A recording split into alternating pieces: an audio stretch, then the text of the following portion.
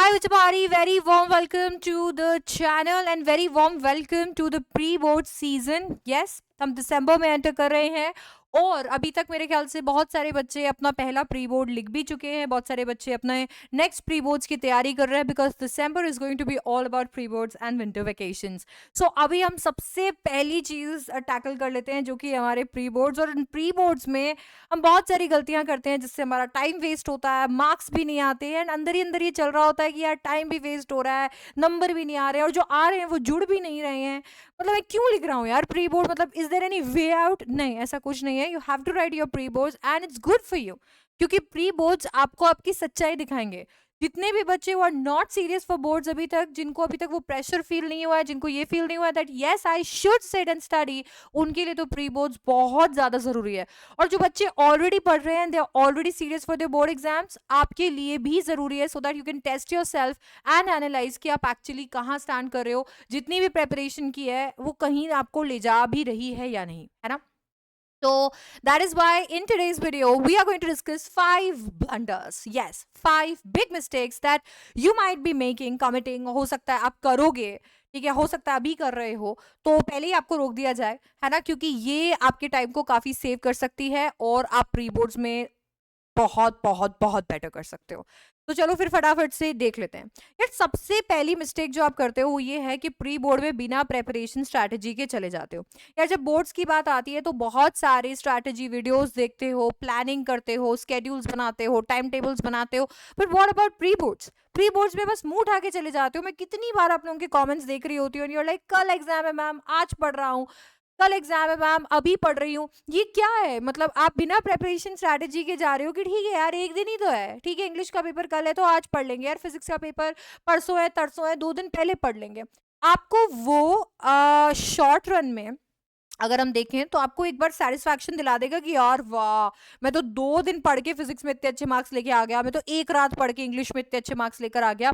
और आपको ये रियलाइज नहीं होगा कि वो एक दिन या 2 दिन या एक रात जो आप पढ़े हो और उसके बाद में आपने 3 घंटे जो पेपर दिया है, वो सारा टाइम जो है आपके ओवरऑल बोर्ड के टाइम में से निकल रहा है.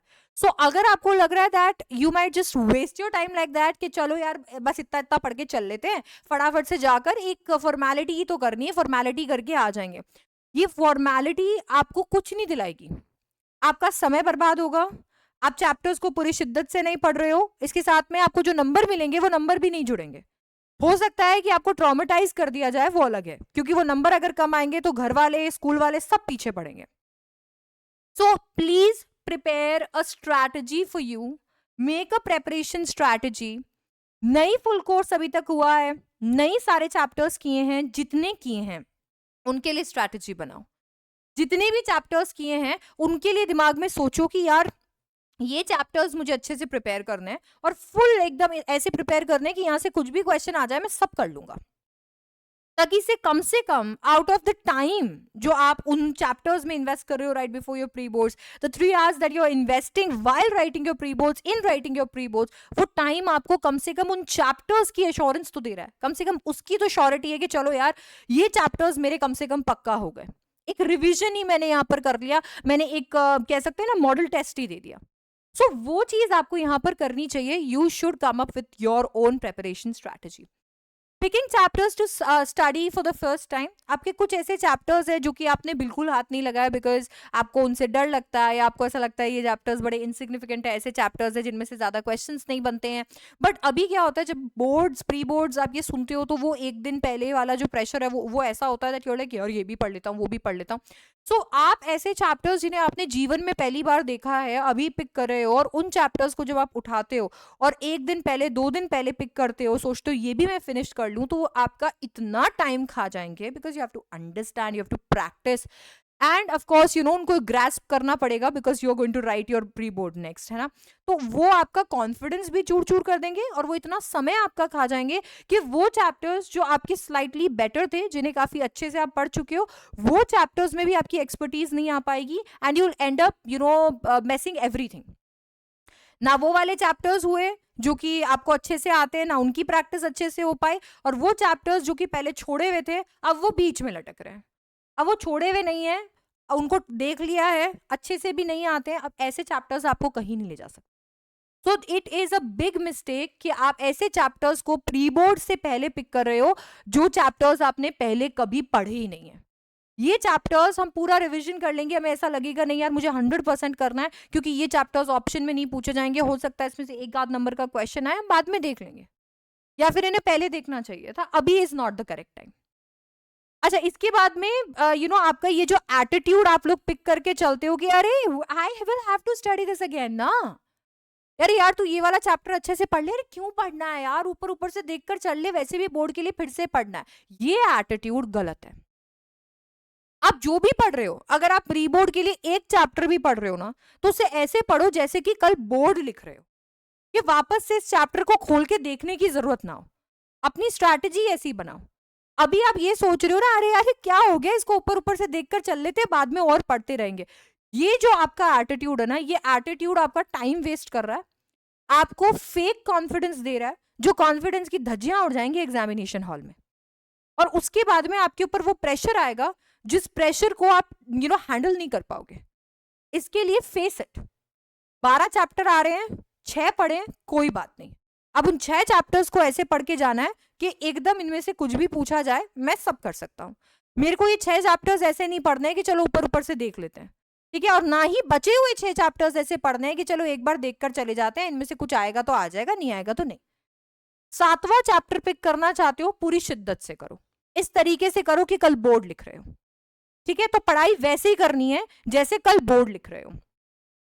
Not solving enough sample papers before writing your pre boards. बच्चों प्री बोर्ड्स जो हैं वो आपको बोर्ड वाले इन्वायरमेंट से फेमिलियर कराने के लिए, आपको पेपर पैटर्न, वो कैसा एग्जामिनेशन हॉल का एनवायरनमेंट होता है, वो 3 घंटे का प्रेशर क्या होता है, उन सारी चीजों से फेमिलियर कराने के लिए। So you might as well prepare for pre boards जैसे कि तुम बोर्ड्स के लिए कर रहे हो। अगर तुम पहले सैंपल पेपर देखकर नहीं गए हो, पेपर पैटर्न देखकर नहीं गए हो, तुमने एक्चुअली एक पेपर भी सॉल्व नहीं किया है, तो तुम प्री बोर्ड में जाओगे and it will be a surprise for you. Paper pattern will be a surprise for you, 3 घंटे में कैसे उसे टैकल करना है, वो सब कुछ, वो सारा सब कुछ वेस्ट है। तो मेरे ख्याल से आपको पहले क्या करना चाहिए, थोड़े सैंपल पेपर्स लगाने चाहिए, अगर आपके पास ज्यादा टाइम नहीं है तो कम से कम एक सैंपल पेपर टाइम बाउंड होकर और सॉल्व करो, क्योंकि वो एक सैंपल पेपर से आपको पेपर पैटर्न समझ में आएगा, 3 घंटे कैसे मैनेज करने हैं वो समझ में आएगा, और आप अपनी जो टिप्स एंड ट्रिक्स है उनको जाकर एग्जाम में एक बार ट्राई कर पाओगे। ये जो टिप्स एंड ट्रिक्स तुम इधर से बतेरी इकट्ठी करते रहते हो, सुनते रहते हो, इनको जाके क्या बोर्ड में ट्राई करोगे? बोर्ड वापस चांस नहीं देने वाला। जो ट्राई करना है ना वो प्री बोर्ड में ट्राई कर लो, ताकि वहीं पे तुम सीख जाओ कि क्या वर्क कर रहा है तुम्हारे लिए और क्या नहीं।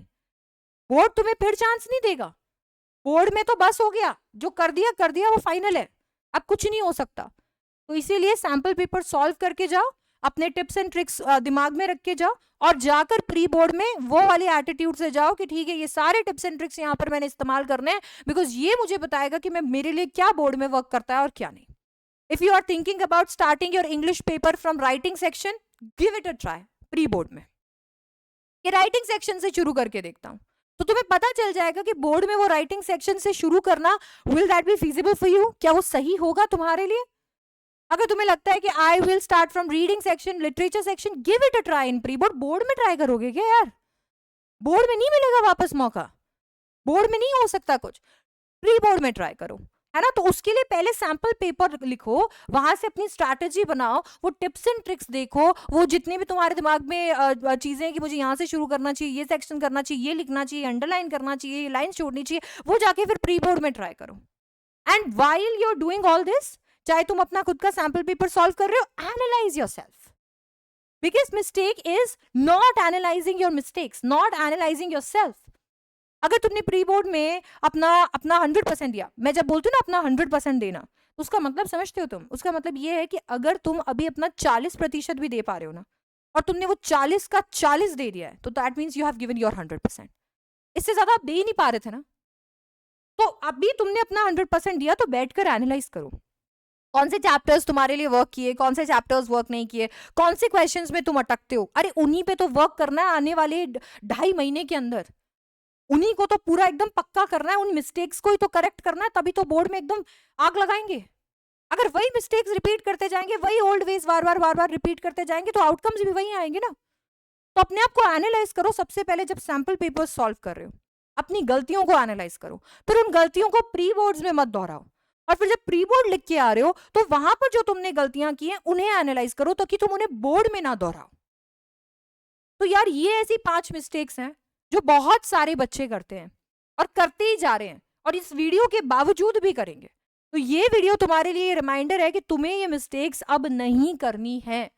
तुम्हें प्री बोर्ड को सीरियसली लेना है क्योंकि देने तो हैं ही, तो अच्छी बात है उसे सीरियसली भी ले लें हम थोड़ा, है ना। प्री बोर्ड को सीरियसली ले रहे हो और ऐसा लग रहा है कि यार मेरे से पढ़ाई नहीं हो पा रही है, मैं पूरा इंग्लिश कैसे कंप्लीट करूं, मैं बाकी सब्जेक्ट्स कैसे कंप्लीट करूं, डोंट वरी। अभी हमारे चैनल पे 10 डेज हार्ड चैलेंज चल रहा है फॉर प्री बोर्ड। अभी हम लोग ऑलरेडी 4 दिन कंप्लीट कर चुके हैं, 5 दिन कंप्लीट कर चुके हैं, और आप इसे अभी से भी ज्वाइन कर सकते हो।